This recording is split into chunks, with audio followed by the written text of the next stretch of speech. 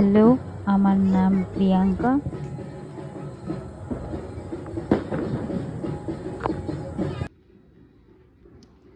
মামি এটা হচ্ছে এই ড্রেসটা আমি মিশো থেকে নিয়েছিলাম।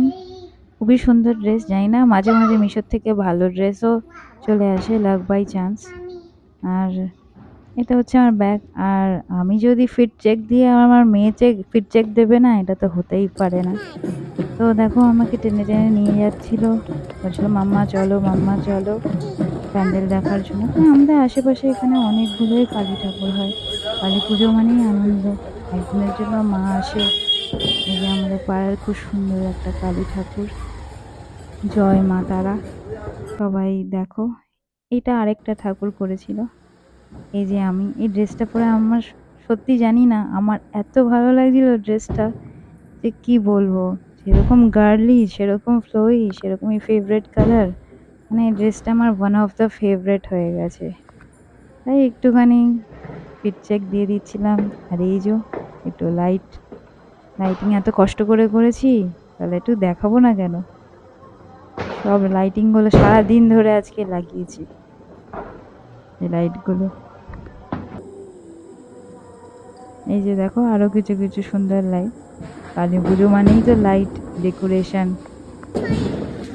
এই যে আমার মেয়ে জিদ করছিল যে মা বাজি ফাটাবো। এইটুকু মেয়েকে আমার দিতে তো ইচ্ছা করছিল না, তাও একটা জ্বালিয়ে দিয়েছি। আর ও দেখো কি মজা পাচ্ছিল এটাকে ধরে, এটাকে জ্বালাচ্ছে। কি আনন্দই! ছোটদেরই যত কালী পুজোতে আনন্দ। এই যে দেখো, আমি ওকে বেশিক্ষণ দিইনি ওকে। আমি নিয়ে নিয়েছি, মানে আমার একটা খুবই ভয় লাগে বাবা, কোথায় কি হয়ে যাবে। এই যে আমি কালী পুজোর জন্য রেডি হচ্ছি। শাড়ি পরে নিয়েছি। রাত্রিবেলা আমাদের এখানে 11টার সময় ঠাকুর মশাই এসেছিল, তার জন্য একটু রেডি হয়ে নিলাম, শাড়ি পরে নিলাম।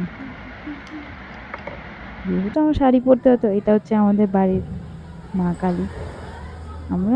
আমাদের বাড়ির পুজোয় একটু ঘরোয়া মতন করে মা যা খেতে ভালোবাসে তাই দিয়ে দিয়েছিলাম। এটা হচ্ছে আমাদের ঠাকুর আসন। এইটা হচ্ছে আমাদের পাড়ার মা। এখানেই আমি পুজো দিয়েছি। একটু শাড়ি পরে নিয়েছি, দেখছি এখানে পুজো চলছে। আর এইভাবে করে কালী পুজোটাও শেষ হয়ে গেল। আবার 1 বছরের অপেক্ষা।